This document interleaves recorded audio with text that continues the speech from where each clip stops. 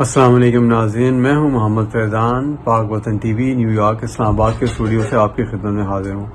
ناظرین، 26ویں آئینی ترمیم جو ہے وہ اس وقت آئین کا حصہ بن چکی ہے، لیکن اس میں پاکستان تحریک انصاف جو ہے وہ دو بڑے مقاصد حاصل کرنے میں کامیاب رہی ہے۔ ایک تو یہ کہ جو چیف جسٹس قاضی فائز عیسیٰ ہے ان کو ایکسٹینشن نہیں مل سکی، نہ ہی آئینی عدالت میں ان کے جانے کا خواب پورا ہو سکا، اور حکومت اپنے ارادے کو عملی جامہ پہنانے میں ناکام رہی۔ دوسری سب سے بڑی جو کامیابی ان کو ملی وہ تھی ملٹری کورٹس کا قیام، وہ بھی ممکن نہیں ہو سکا۔ اور یہ دونوں بڑی کامیابیاں پاکستان تحریک انصاف کو ناکامی نہیں ہوئی۔ دوسری بات یہ ہے کہ جو حکومت نے ترمیم کی اور جس طرح کی ترمیم وہ چاہ رہی تھی، پاکستان میں جس طرح کی جمہوریت ہے وہ جمہوریت کا ایک پارٹ تو ہو سکتا ہے لیکن مکمل جمہوریت نہیں ہے۔ تو اس میں جو ہے جتنے بھی جوڈیشل کمیشن جو بنے گا، پارلیمانی کمیٹی بنے گی، ججز کی جو تعیناتی کریں گی یا ان کا طریقہ کار طے کریں گی، یا جس طرح کے بھی وہ عدلیہ کے حوالے سے فیصلے کریں گی، تو اس میں کچھ اپس اینڈ ڈاؤن ہو سکتے ہیں۔ یہ ہو سکتا ہے کہ حکومت کی منشا کے فیصلے ہوں، کیونکہ فی الحال جوڈیشل کمیشن اور جو پارلیمانی کمیٹی ہوگی اس میں حکومت اور اس کی اتحادی جماعتوں کی اکثریت ہوگی، تو ایسا ممکن نہیں ہے کہ یہ کوئی فیصلے بڑے شاندار ہوں گے، یا ججز جو ہیں وہ تمام کے تمام جو ہیں وہ ایسے لگائے جائیں گے جو بالکل غیر جانبدار ہو کے فیصلے کریں گے۔ صورتحال اب بھی وہی ہے، صرف یہ ہے کہ پارلیمنٹ نے ججز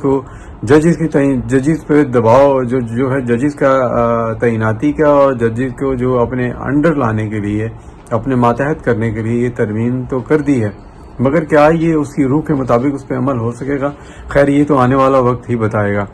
دوسری جو اہم بات یہ ہے کہ اس وقت حکومت کو کل ہی جو ہے پارلیمانی کمیٹی کا اور جوڈیشل کمیشن کا اجلاس بلا کے آئندہ کے چیف جسٹس کا انتخاب کرنا ہے، اور آئندہ کے چیف جسٹس کا انتخاب کا اعلان کل ہو جانا چاہیے، کیونکہ جو آئینی ترمیم ہوئی ہے اس میں 3 دن قبل جو ہے نئے چیف جسٹس کا نوٹیفیکیشن کرنا لازمی ہے۔ تو دیکھتے ہیں اب نئے چیف جسٹس کا قرعہ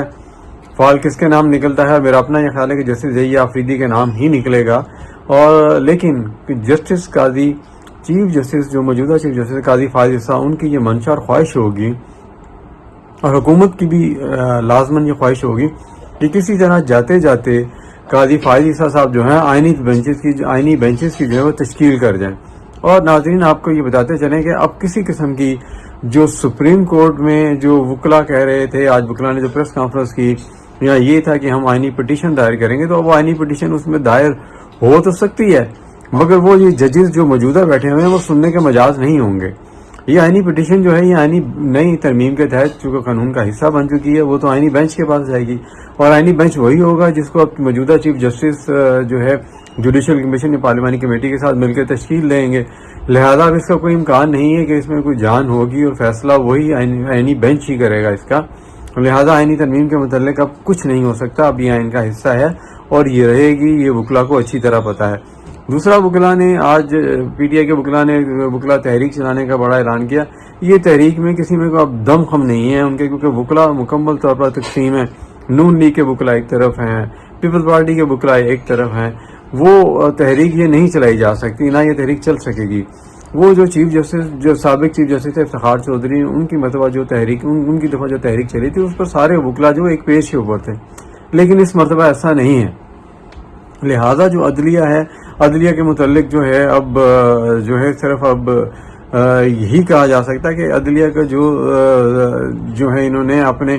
جو کام کرنا تھا وہ کر دیا ہے۔ اب اللہ کرے کہ عدلیہ جو ہے یا حکومت جو ہے جو بھی فیصلے کرے وہ ایسے فیصلے ہوں ججز کی تعیناتی کے، یا ججز کے اوپر ایسا چیک اینڈ بیلنس ہو جو ملک کے مفاد میں ہو، ان کے اپنے مفاد میں نہ ہو۔ لیکن لگتا نہیں ہے،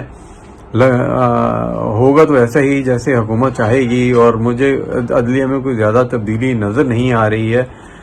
سوائے اس کے کہ حکومت اپنی مرضی کے فیصلے لے سکے، اور آئندہ بھی 5 سال حکومت نے اس کے ذریعے پکے کر لیے ہیں۔ اور تیسری اہم بات یہ کہ ملٹری کورٹس کا جہاں تک قیام تھا، وہ جو میرا اپنی رائے اور اپنا خیال ہے، وہ عمران خان کے لیے نہیں تھا، بلکہ اگر فوج میرا خیال میں یہ چاہ رہی ہوگی کہ کسی طرح جو ہے جو دہشت گرد اس وقت ملک میں دندناتے پھرتے ہیں، دہشت گردی کی وارداتیں ہوتی ہیں اور وہ پکڑے جاتے ہیں، تو عدالتیں عدم ثبوت کی بنیاد پر ان کو بری کر دیتی ہیں، جس طرح کے ثبوت ہماری عدالتیں چاہتی ہیں سول، اس طرح کے ثبوت جو ہیں وہ شاید سول وہ جو ہے وہ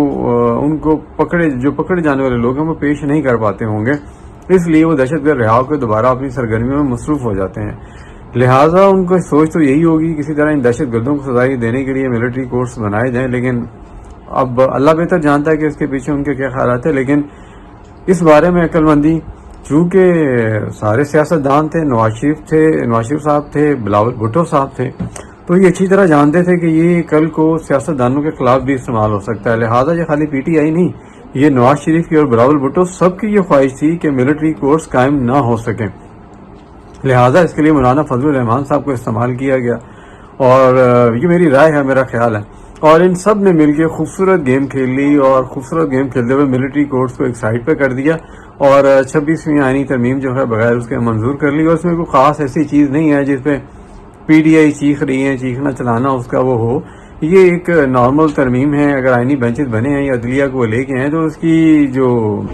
تمام تر قصوروار ہے وہ ساری ظاہری بات ہے کہ عدلیہ میں جس طرح کا رول رہا ہے، جس طرح کے فیصلے اس کے رہے ہیں، اسی فیصلوں کی بنیاد پر پھر سیاستدانوں نے یہ سوچا کہ اگر آئندہ بھی ایسے ہی فیصلے کرنے ہیں تو پھر کیوں نہ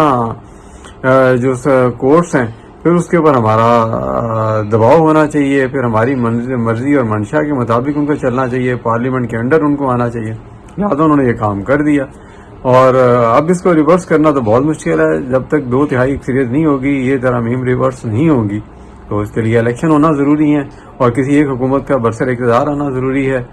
تو ناظرین، یہ تھی آج تک کی خبریں اور تجزیہ۔ اپنے میزبان محمد فیضان کو اجازت دیجیے، اللہ حافظ۔